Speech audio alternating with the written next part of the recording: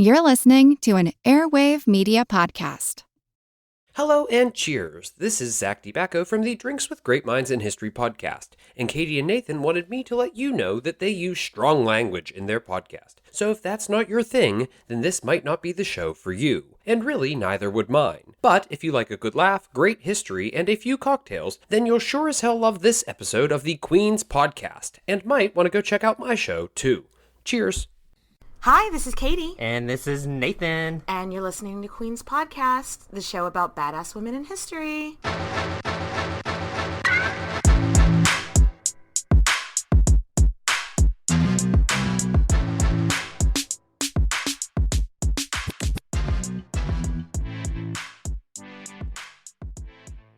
Katie! So, are you ready to dive in to our next queen? Yes, boss. Yes, boss. Today, we are talking about Irene of Athens. She's also known as the Empress Irene, and she was the queen of the Byzantine Empire, first as a consort, then as a regent, and then on her own. Booyah, bitches! Nathan, tell us about this drink. So, what I made is a bubbly Greek cocktail. So, what is in that is I did 3 ounces of vodka. They have a specific Greek liquor called like orzo. Okay. Something like, not orzo, that's pasta. No, that's pasta. I wasn't going to say anything. I don't know. Maybe the pasta people make a vodka as well. I don't know. Maybe so. With ouzo. But ouzo's like a licorice-y tasting alcohol, and I'm not a licorice-y kind of guy. So I just did 3 ounces of vodka, 1.5 ounce of lemon juice, and then a little bit of club soda on top of that. And then I got a little bit of honey in there, too, to give it just a touch of sweetness. Fabulous.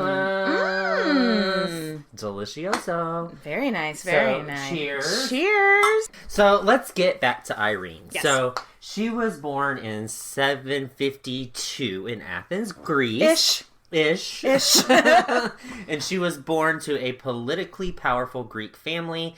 And that family's name is... Sarantopachos? Yes. Nailed it. Sure. We don't know a whole lot about Irene's upbringing, but we know that she was an orphan. And she was raised by a relative named Constantine. And it's unclear if Constantine was her cousin or her uncle. Oh gosh, knowing like all of the family histories, especially back then, he's probably both. Probably both. It's probably unclear because it's like all of the above. But he was like pretty high up on the food chain of powerful dudes in Athens. So cool. Yeah. That's a cool start. And that's about all we know. That's all we know. That's all, folks. So we don't know who her parents were, how they died. We don't know if she had any brothers or sisters. Nada. Nothing. Nada. So I even tried to like learn more about this cousin guy. And, like, because maybe then I'd be able to know more, like, if she was well educated or anything, but just no luck. So, anyway, let's fast forward about 16 years. So, Uncle Cousin Constantine brings her to Constantinople. Istanbul was Constantinople. Istanbul was Constantinople. And they go to the court of the Byzantine Emperor, Constantine V. So, I guess Constantine in the 8th century is like fucking Thomas in Renaissance England. Yeah, everyone's named Constantine. Everyone's named Thomas. Yes, it's the same thing. Same thing. In case you need a refresher, the Byzantine Empire is basically like Rome continued, Rome Part 2, Rome the continuation, but to the east. But they very much view themselves as like the Roman Empire. Yeah, we talked about it in the Empress Theodora episode a whole lot. Yeah, which actually there's going to be several comparisons to the Theodora episode. So if you haven't listened to that one, that might be a prerequisite for this episode. Ooh, we requiring prerequisites? Yes, it is now a course with required reading material. No, JK, it just might help you understand some things. Yeah, so it's assumed that young Irene was to be entered into a bride show for Emperor Constantine's son, Leo. So we've talked about bride shows quite a bit in a lot of other shows that we've done. But when we've talked about it, They've always been in Russia. Yeah. Russia also viewed themselves as a continuation of the Roman Empire. Like, Tsar means Caesar in Russia. So this is where they borrowed it from. And let me dig myself out of that rabbit hole, because I went down a pretty long one. Oh, I bet. Like, And I'm back. But yeah, Irene was brought to Constantinople for a bride show, and she was actually chosen. Though, interesting caveat, we assume she was brought for a bride show. It's not actually documented. But we'll get to like why that assumption is made, because she really wasn't on paper a choice that made any sense. Yeah, like somebody who was really high up in the nobility. Or, so the guess is she must have been hot and charming. Yeah, makes sense. Yeah. Makes sense. You know, Byzantine Empire wasn't, if they were struggling for a dynastic marriage or something like that, Athens was not it. Greece was already part of their empire. She didn't necessarily come with like a army or a dowry or anything, so Yeah, and there's probably way more noble people that he could have tied himself to with more money and more power. So it doesn't. She just must have been hot. she must have been fucking beautiful and charming. Yeah. So, for instance, Irene's husband to be Leo, his mom was a foreign princess, was married to daddy Constantine as part of a political alliance. And there doesn't appear to be any kind of alliance needed with Athens, so Yeah. Irene is like, It's a bit of a head scratcher. qu'est-ce que c'est? Qu'est-ce que c'est, indeed. Must have been hot. I think that's her hashtag. Yes. Hashtag must have been hot. Must have been hot. It seems like maybe they weren't necessarily a good match based on their religious beliefs. And though they were both basically Christians, they followed very different faiths, which in a time when people's faiths were like you're killing your neighbors over having slightly Yeah. different beliefs, you would think like in a marriage that might be problematic. Okay, so we're going to need to learn a little vocabulary lesson before we move forward with this story. Nathan, would you please educate us? All right, let me take a sip of my champagne. Yes. So, iconophile. This is a phrase that refers to those of the Orthodox Greek religion who use icons. So, think those fancy Jesus paintings or the statues of the saints. Anything that is an icon that people can use to like pray to worship to, any of that thing. So, next up on our list is iconoclast. And that is someone who practices iconoclasm, which is the practice in Christianity that basically believes that icons are the devil. Super evil. Devil incarnate.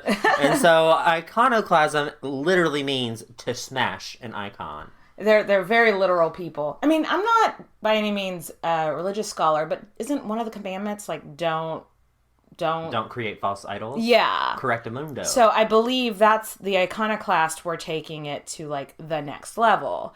But then the iconophiles, when you think about like Catholicism right now, my sweet old Catholic grandma had so many like statues and paintings of Jesus and stuff in her house. Sure. So those two things don't really jive.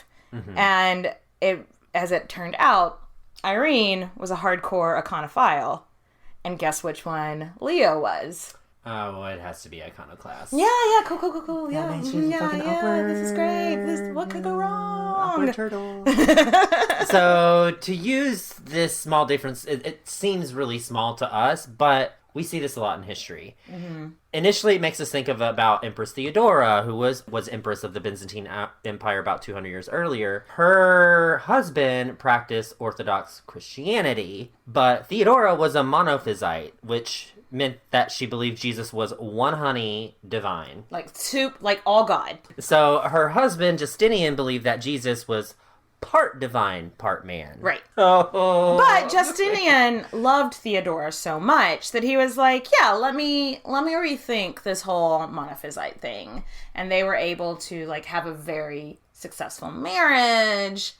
Spoiler alert! That is not the experience here with Irene and her husband. No, but on November 3rd, 768, Irene and Leo get hitched. Yeah. And again, we just don't know a lot about what was going on with Irene in those few years, so let's talk about the new family. Yeah! Her husband Leo would go on to be Leo the Fourth, and her father-in-law is Constantine V.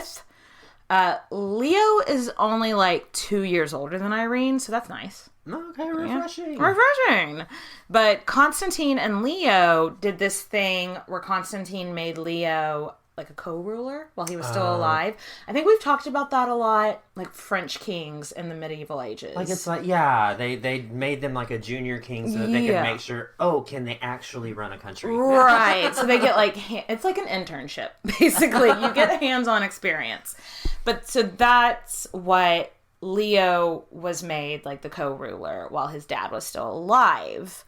And he had 4 brothers, and they were half-brothers. And they were not into Leo becoming king next just because he was born first. They were like, well, that's not fucking fair. Well, get in the back of the line with every other royal family. Right. It's always the oldest. Right. Shut up. So, his one brother in particular is a name that you will need to remember. So, sadly, for you dear listeners, I'm not sure how to say this name. Nikephoros. Nikephoros? Nikephoros. You Nikephoros. want to just call this motherfucker Nick? Yeah, Let's Nick. just call him Nick. Nick the Dick. Yes, absolutely.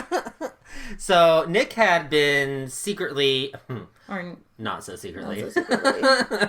hoping that Leo would, like, die or never have kids. So, obviously, one day he can call himself the emperor. Mm-hmm. So, when Leo gets married, Nick is a little pissed off because that means his children will be coming into their picture, and then that makes him further and further back in line. So, obviously, he's never going to be on the throne. So, just kind of put a bookmark in that, store that information away. Tuck that information back in your mind. It might be important later. In January 771, it's so hard for me. I keep wanting to say 1771. Me too. But that's 1,000 years later. No, in 771, January, Irene gives birth to a baby boy. You've been on my mind. Fulfill my regency. Yes. They name him Constantine because, of course, they fucking do. Real inventive with names here. And the couple seem to be happy enough at this time. I do find it interesting. They were married for like 3 years before baby Constantine hits the scene. Which leads me, one, it could mean that Irene is actually a little bit younger than we thought. Okay. Because 16 back then, they would have been like, no, this is prime baby making age. Like, but maybe they got, because we don't know the year she was born exactly. So maybe she was actually like 14 or 13 and they needed to wait. That would make more sense. Mm-hmm. Or maybe they just weren't the most fertile couple. Or maybe there was, other kids that were born and lost that we just weren't documented. These are just the things I think about whenever I wake up in the middle of the night with your insomnia. Yeah, just going, that wasn't a whole lot of kids in so many years. Anyway.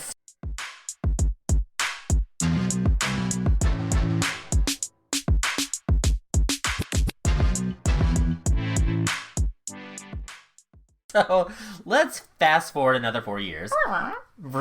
There don't seem to be any huge risks in the family at the moment, and it's even believed that Big Daddy Constantine and Leo don't really pressure Irene to give up her practice of iconophilia.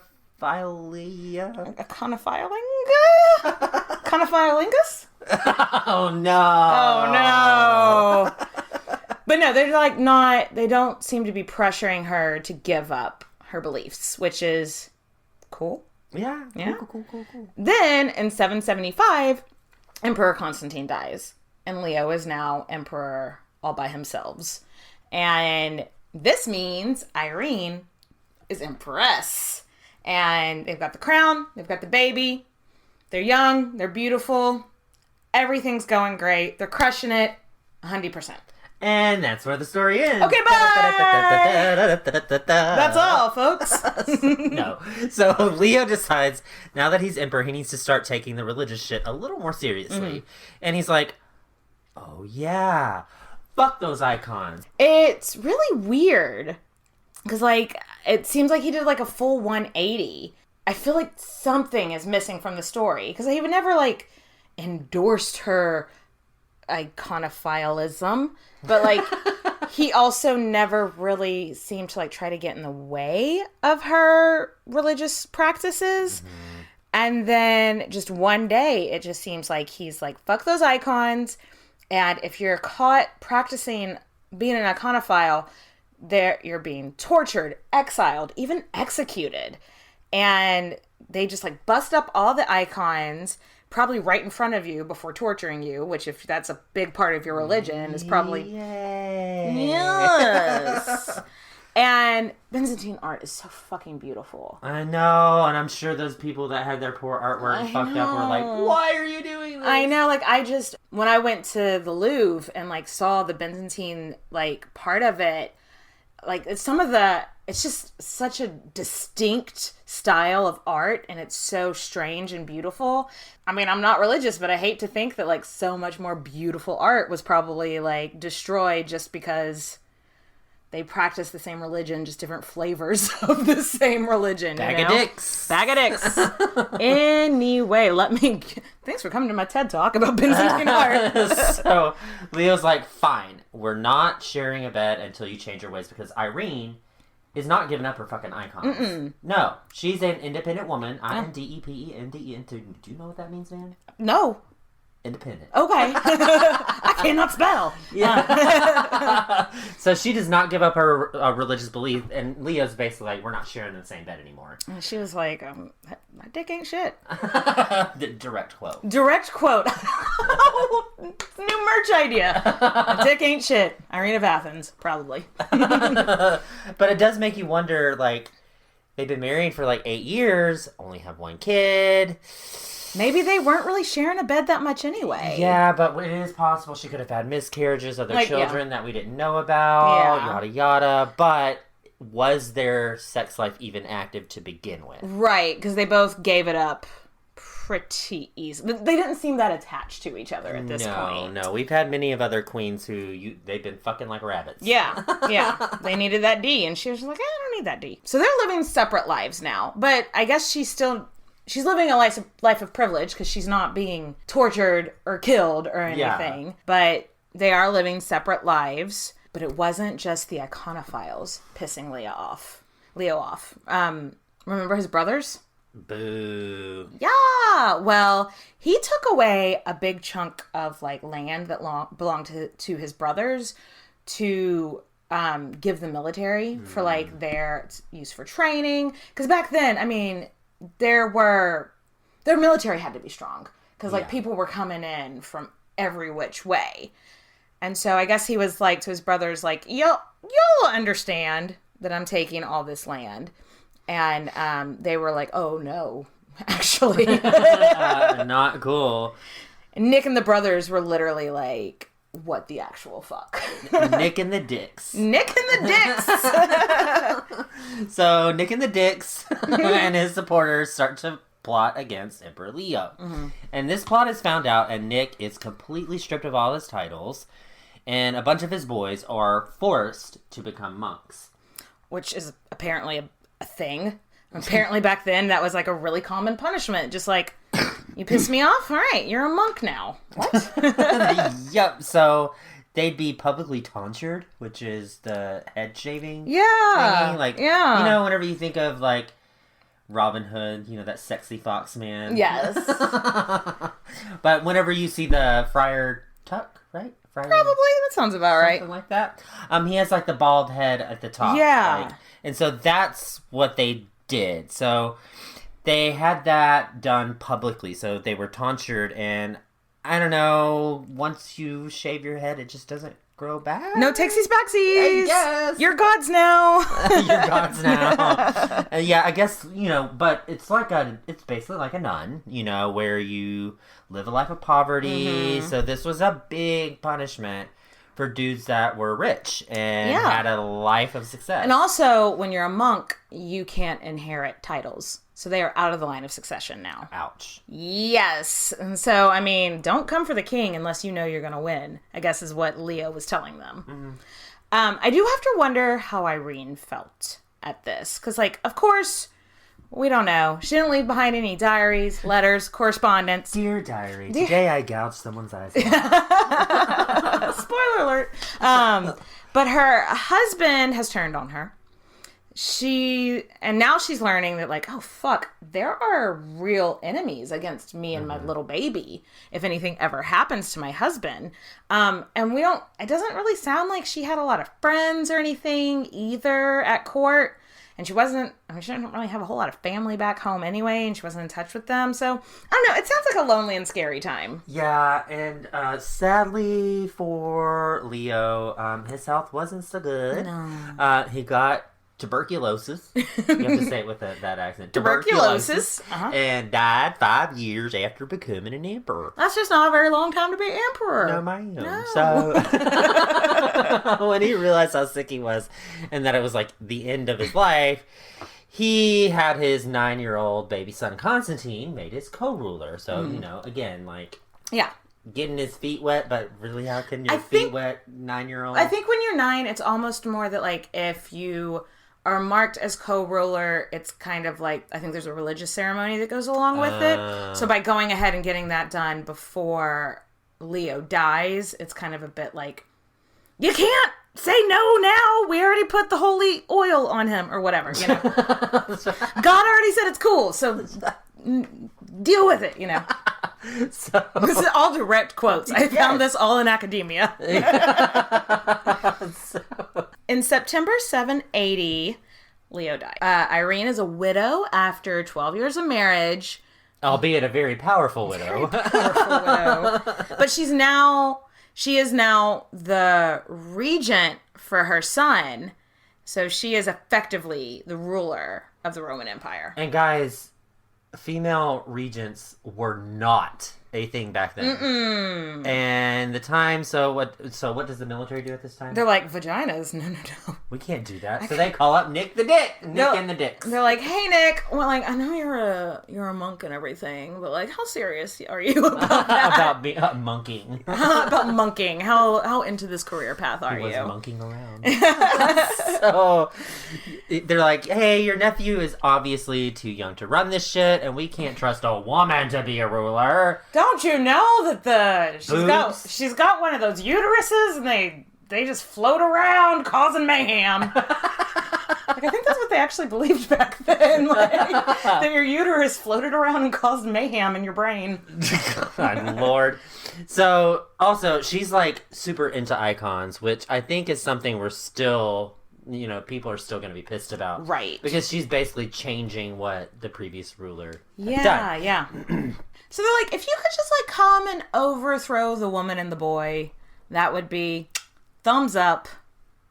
Great. And Nick was like, yeah, cool, be right there. On my way. OMW. However, Irene had already made sure to surround herself with like trust, like from day one.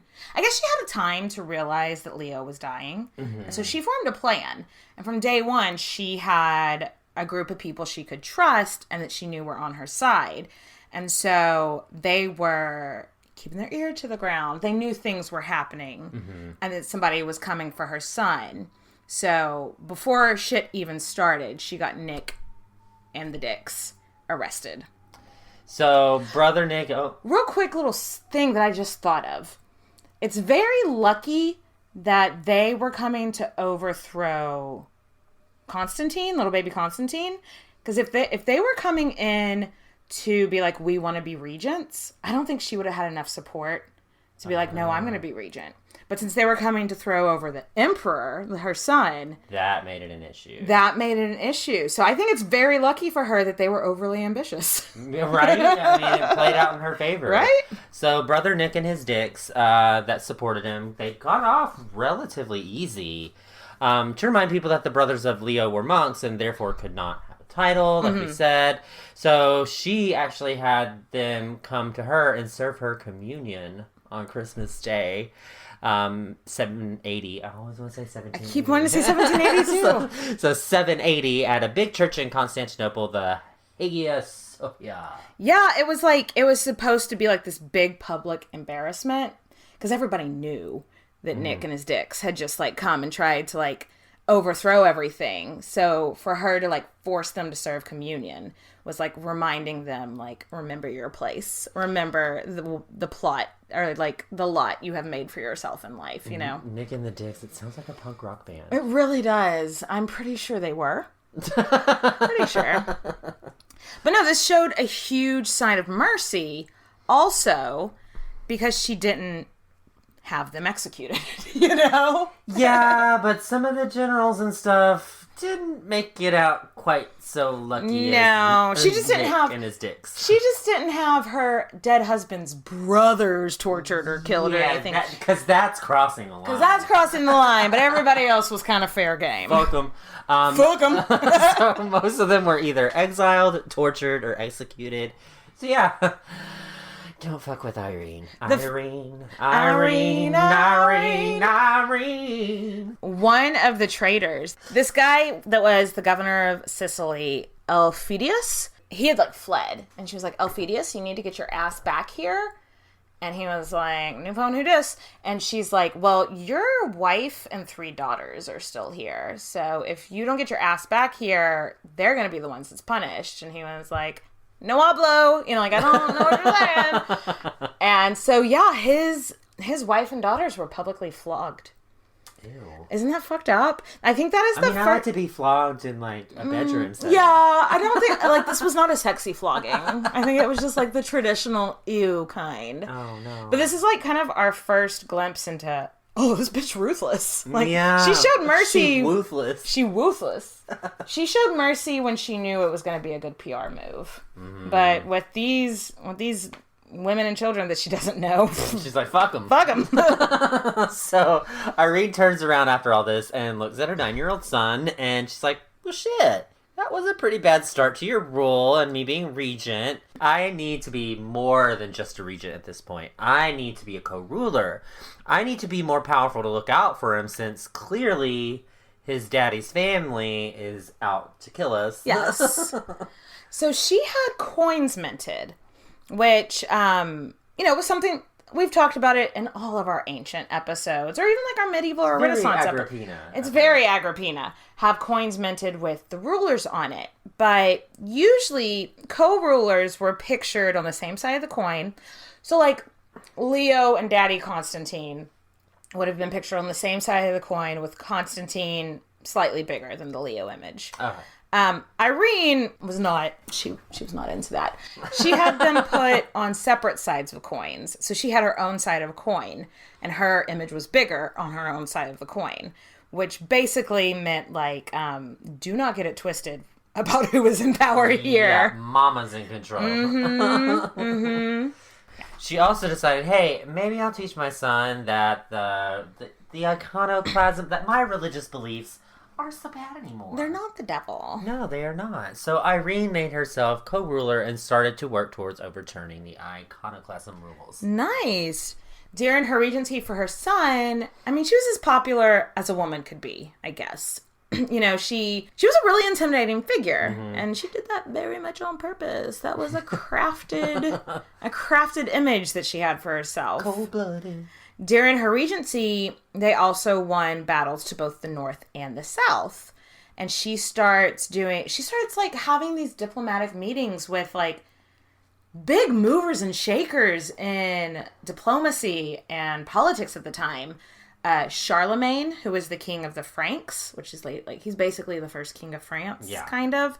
And then this guy named Harun al-Rashid, who was the leader of modern day Iran. And so these were like big forces to be reckoned with, and she's this woman working with them. Ew, vagina. Ooh. But at least to Charlemagne's credit, he really didn't seem to be like, ooh, vagina. Like, he's just worked with her. Like, so that's kind of cool. But she's capable, is what we're getting at. Yeah. She's capable. She hires good dudes to run the military. Diplomacy is kind of her jam. She's getting shit done. And generally, when people aren't starving or dying at war unnecessarily, they kind of don't care who's ruler. Yeah. As long as everything's okay. So people didn't really have that much to complain about under her regency. Yeah, and people started to really warm up to her and started to be okay with her. And so, of course, she's like, time to push that envelope. Let's talk about that religious stuff. Push it real good.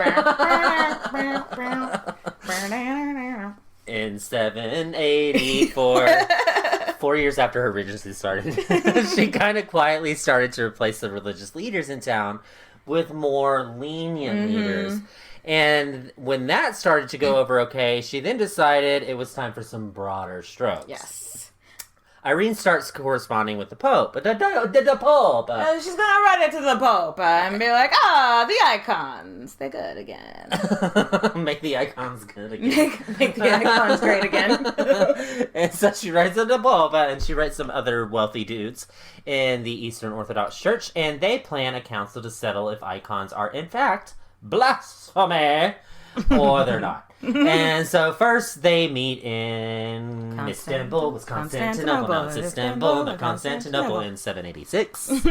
But a bunch of soldiers come in, break that party up, and threaten violence, so they just scrap the whole thing. They're like, let's try again. Back to square one. Let's try again next year. And they did. But this time they went to grounds where people weren't going to be so hostile. And they went to Nicaea, Greece. I hope I'm saying that right. Nicaea? Sure. Nicaea is a bit of a trek.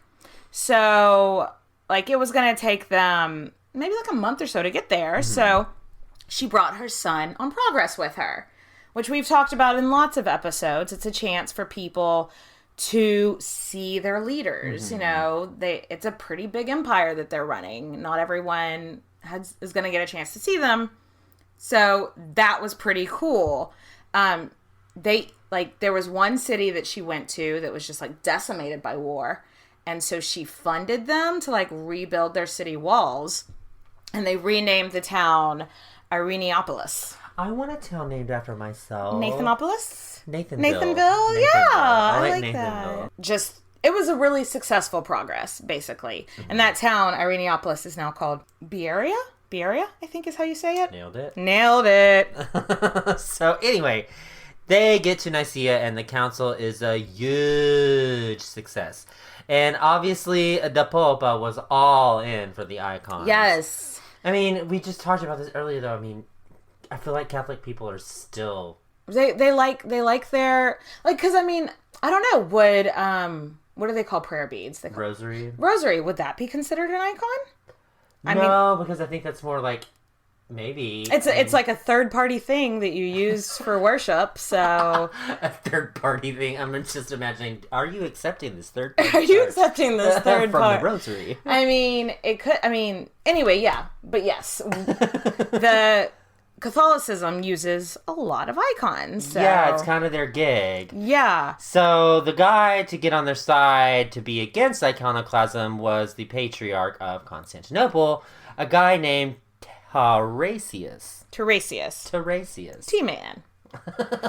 T-Man. But remember how we said Irene had quietly appointed all these moderate religious dudes back home? Guess who gave T-Man his job? Irene! So yeah, of course, he's on her side. So now the council decides that it is illegal to practice iconoclasm and to ruin these amazing pieces of religious art. And Irene, this is the height of her popularity.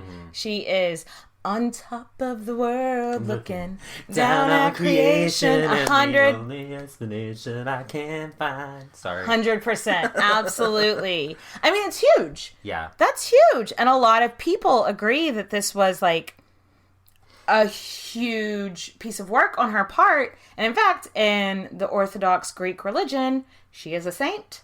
Oh. And her brutal bitches can be saints too? Yes. Olga of Kiev. Yes, ma'am. And her feast day is August 9th. Hang up, pause. You want to get another drink? Yeah.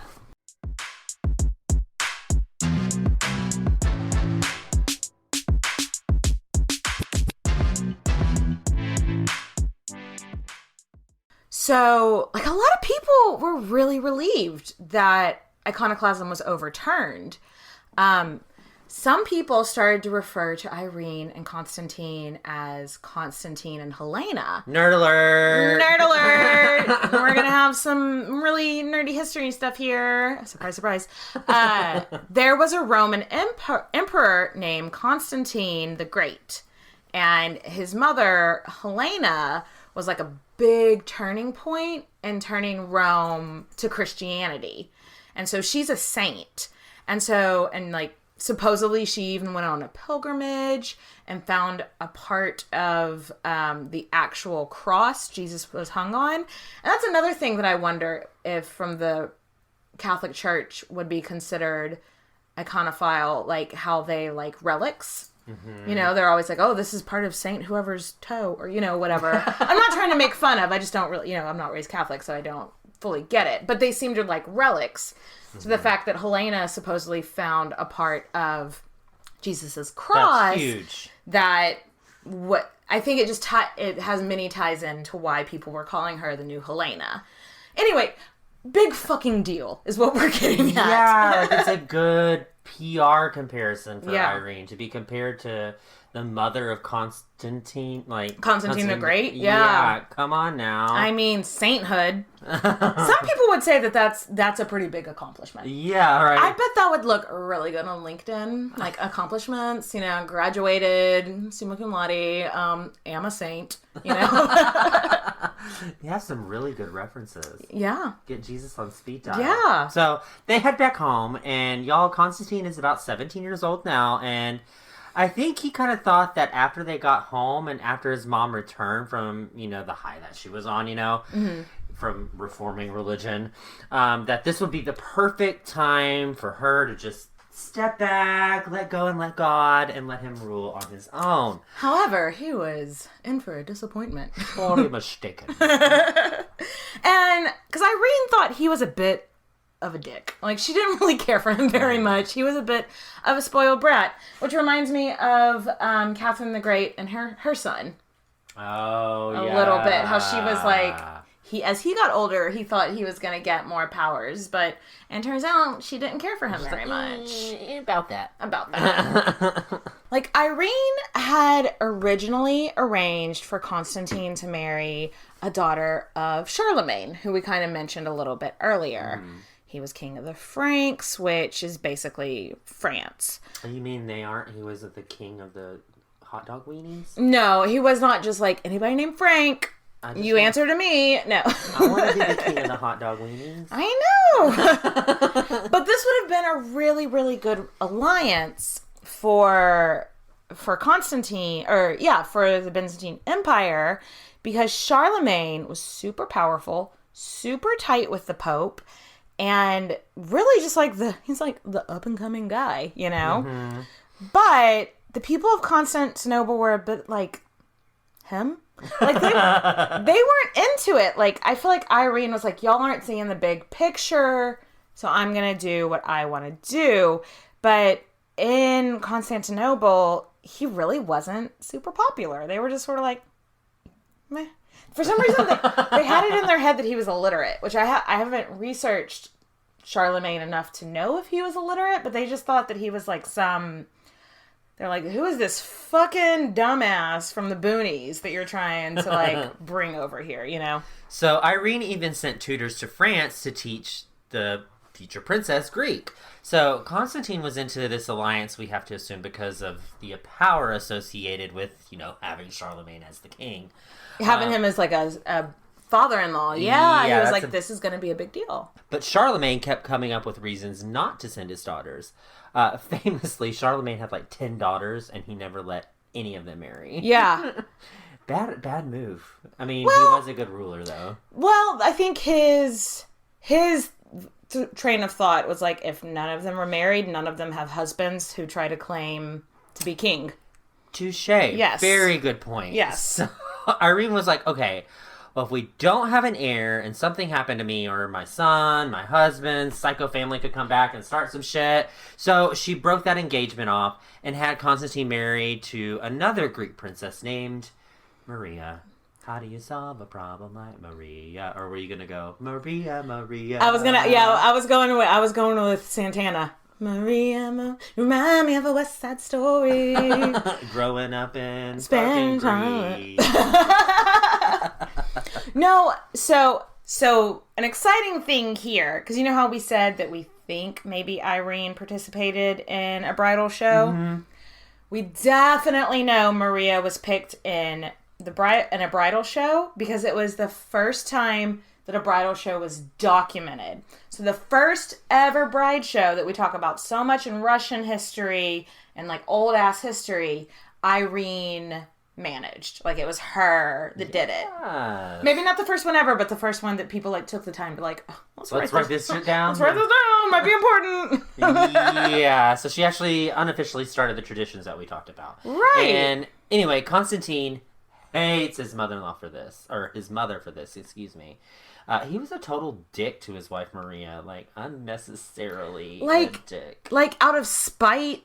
And poor fucking Maria, she didn't do anything. Yeah, she's like was dragged into this marriage herself. Right. And then to add insult to injury, poor Maria never had any sons. So, of course she had daughters, but still Constantine is still an ass to her because you didn't have my son. Yeah, like, ugh, fucking men. Not you. Every other man, but not you, Nathan. Anyway, Constantine decides that his mom's moment is over. Mm-hmm. Like, it's time for me to rule solo empire, like solo emperor. His first attempt to overthrow her was interrupted by an earthquake. Maybe you should take a hint from God. Maybe that's God, like, shaking up the ground. Shaking it up, being like, don't do it. Don't do it.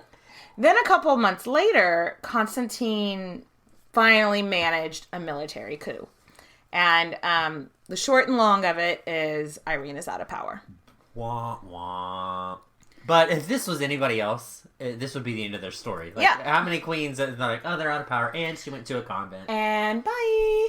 But Irene remained at court, and she and Constantine pretended to be friendly. Like it was an amicable thing. Like they had decided to do it together. Yeah, but deep down they fucking really hate each other. Mm-hmm. We all have those friends that like pretend to be they're frenemies.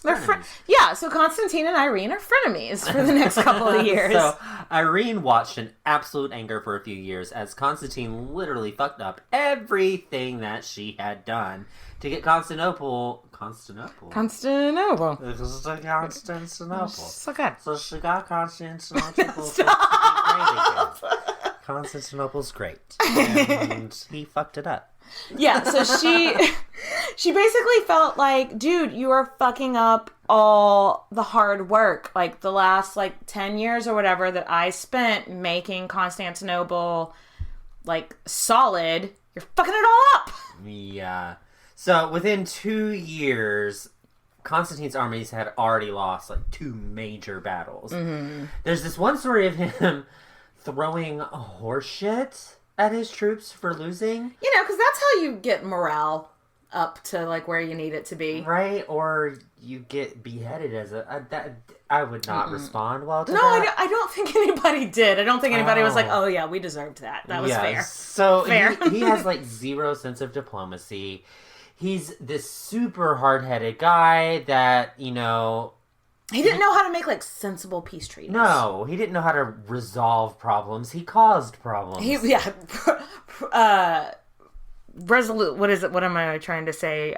Conflict resolution was not his thing. Yeah, he got an F on that. So, he also got an F in finances because he fucked those up. Could not manage money for shit. Mm-mm. So pretty soon there are whispers that maybe everyone had backed the wrong horse. Ugh, we were so better off with Irene. Which Irene's just sitting there in her rooms hearing that, just being like, tell me more about how good I was. But then things escalated quickly. When Constantine heard people whispering about replacing him, he just assumed that they meant Nick and the Dicks. Oh. His 4 uncles. He was like, well, they must be the ones starting shit, so let me get ahead of that. And he had Nick and his 3 other uncles brought to him, and he had his uncles tortured. He had Uncle Nick's eyes gouged out. Glorious. And then he had the other 3 uncles. He had their tongues split. Some people do that for funsies. But I don't think this was... Split? Why not just cut it out? Is split what? Did they have a lizard tongue? I don't know what that means. I didn't see any bet visuals. they were really good at cunnilingus after that. Or not. Or they were full of trauma. I just don't Yeah, so that happened, and then the uncles were sent into exile, and all of the people of Constantinople were like, well, that was a bit much. Like, they didn't even fucking do anything. No this trauma. was... No trauma. Lots of trauma. Lots and lots of trauma. Yes. So this really hurt his popularity, and his advisors were like, hey, look, you're totally going to hate this idea, but the people are kind of restless, and they keep comparing your rule to when your mother was a ruler, and they were a lot happier back then. If you want to maintain this power, maybe you should, bring her back in. Yeah. Remember earlier in the story when Irene showed those same brothers mercy? Well, now by comparison, Constantine looks like a fucking psycho. Well, he sort of kind of is. He looks like they're comparing him to Nero and stuff. Eek. Which, in case you missed our Agrippina the Younger episodes, not a good comparison. Negatory. Nero is not a good look. I wish you could have seen Katie's little hair flip that she did right there. Nero's a bad look. That's not a lot. Constantine did something unheard of. Nathan, what did he do? He made Irene co-ruler again. Yeah. So she was ruler again. She'd been on the sidelines for 2 years, but now she is back. Guess who's back? Back again. Irene is back. Tell your friends. But before Irene can really do any damage control, Constantine pisses everyone off. Again. And he pulls a Henry VIII and puts his wife in a convent so he could marry his mistress. And he just thought, no one's going to have any opinions on this. This is going to be fine. Okay, if these people were up in arms over a few statues and paintings for a few years, how do you think y'all that they're going to feel about this? About putting a lawful wife aside for a side chick. So they were not into it. Not into it. Direct quote. It was a PR nightmare. But Irene encouraged it. She was like, what? She hasn't given you any sons, and you love your mistress. Like, what? It's gonna be fine. Knowing very well that it was not gonna be fine. She was like, yeah, they'll get over it. You're emperor. You do what you like, baby. And she knew that the people were going to be pissed off. So, pretty sneaky, sis. I know, right? Shady Lady University over here. And the people were fucking pissed off. The people were not into it. It was a bad move. So, when Constantine's new wife gave birth to a baby boy that Constantine named his heir, that was it. The church, the citizens, court, everyone had it with him. They were done. Dunzos. We're done with this guy. But what happened next isn't very clear. It's a little hazy. Yeah, so either Irene was planning to have Constantine arrested and overthrown, or he just thought she was, or the military was, and Irene's level of involvement is... Uncertain? She probably got her master's degree at Shady Lady. She probably got her master's degree at Shady Lady University. You're absolutely right. But either way, in August, Constantine was a man on the run. Man on the run. Running for his goddamn life. Man on the run. Yes. And by August 15th, 797, he was brought back to Constantinople as a prisoner. Yes. There, on the orders of his mother, this is what Irene is most famous for. She had her son's eyes gouged out. Damn, Irene. Saint Irene? I guess so. Some people do believe that Irene's soldiers did this without her consent, but would they do something that drastic without getting her written approval first? I mean, I could see them being like, whoops, he accidentally fell in the river and drowned, but not like, whoops, he accidentally gouged his eyes out. Like, whoops, my hands just slipped and pulled his eyeballs out. Like, yeah. I don't see it happening without her stamp of approval. Yeah, agreed. So, what happened to Constantine after that? Exactly.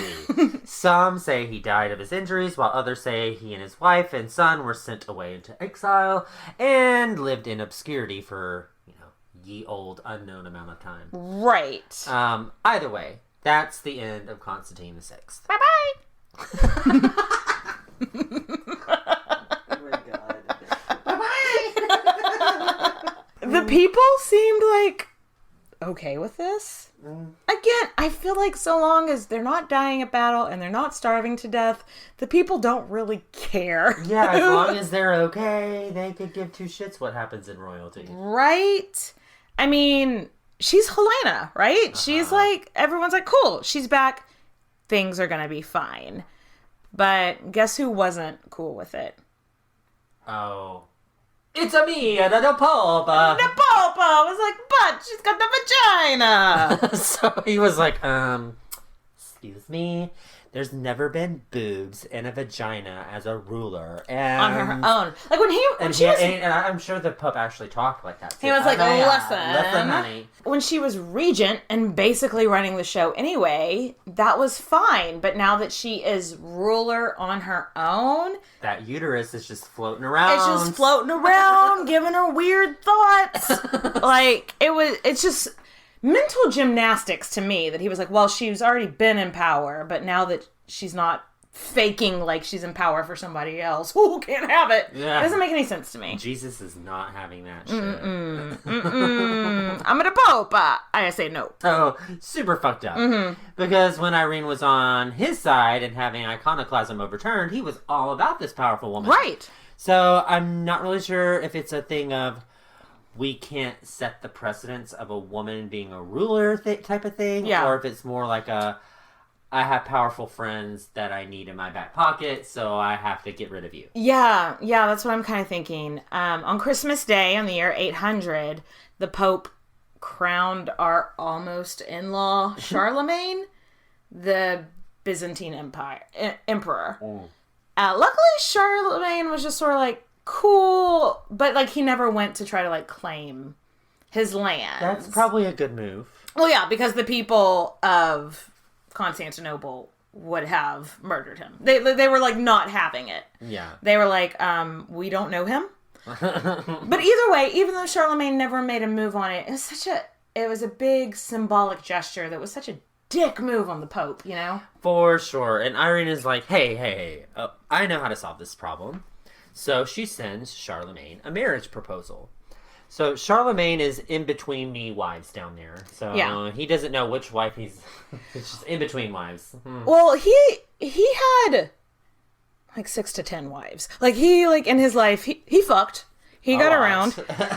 And so he was a bachelor at this point. But honestly, I think Seaman just really didn't want to get involved in the messiness that was happening. Hot mess express. And so he was just he just kind of left that. He was like, I hear that you gouged your son's eyes out.